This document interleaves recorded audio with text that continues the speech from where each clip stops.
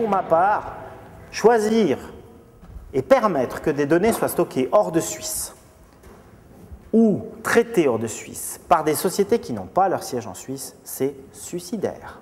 Je le dis tout de go, et ceux qui veulent signer ce type de contrat, libre à eux. Alors, ce n'est pas que je suis un pro-suisse, hein, à tout prix, mais je veux dire, vous avez des règles à respecter dans ce pays qui sont fixées par des lois de ce pays. Si vous voulez prendre le risque de transgresser, même sans le savoir, les lois de ce pays en confiant la gestion de vos données à une entreprise étrangère, libre à vous. Il y a une exigence. Alors, vis-à-vis de l'Union européenne, vous n'aurez probablement aucun problème parce qu'on a le même niveau de sécurité en fonction des directives ou de la législation helvétique. Par contre, dès que vous passez certaines frontières, comme les États-Unis, vous avez la nécessité de vérifier.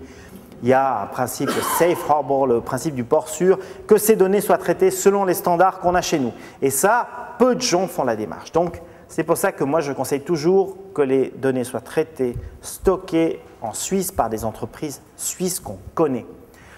La localisation des données doit vous être certifiée, garantie, on doit vous dire où elles sont. Vous devez être capable d'aller sur les lieux et vérifier qu'elles s'y trouvent, ces données.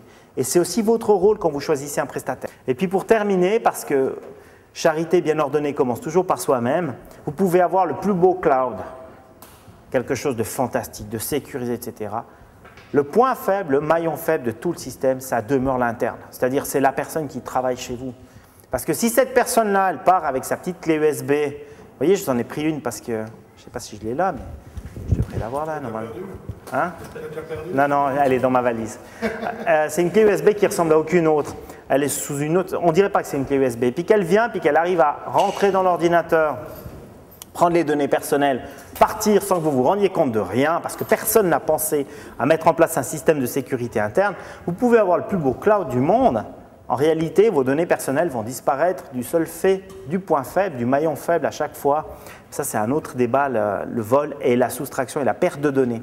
Donc là, il y a aussi des outils qui permettent de vérifier en interne que le cloud et l'utilisation du cloud se fassent conformément à la charte et les contrôles techniques qui doivent être subséquents à cette charte. Selon la jurisprudence actuelle, le fait d'avoir une charte, un contrat de travail, d'avoir des engagements contractuels, même moraux, qui disent qu'on n'a pas le droit, par exemple, de prendre des données personnelles, si vous n'avez pas sécurisé en interne, si vous n'avez pas mis de barrière interne pour que les gens, notamment, n'accèdent pas au salaire, à des données sensibles de ce type, aux certificats maladie et tout ça, eh bien, vous ne pouvez pas poursuivre pénalement la personne qui vole ces données.